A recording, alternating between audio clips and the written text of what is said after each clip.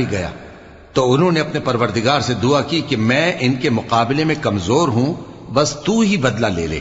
پس ہم نے زور کے مے سے آسمان کے دہانے کھول دیے اور زمین میں چشمے جاری کر دیے، تو پانی ایک کام کے لیے جو مقدر ہو چکا تھا جمع ہو گیا۔ اور ہم نے نوح کو ایک کشتی پر جو تختوں اور میخوں سے تیار کی گئی تھی سوار کر لیا، وہ ہماری آنکھوں کے سامنے چلتی تھی۔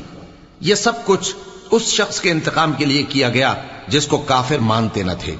اور ہم نے اس کشتی کو ایک نشانی بنا چھوڑا، تو کوئی ہے کہ سوچے سمجھے؟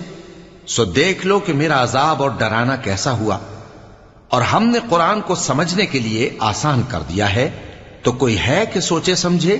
قوم عاد نے بھی تکذیب کی تھی، سو دیکھ لو کہ میرا عذاب اور ڈرانا کیسا ہوا۔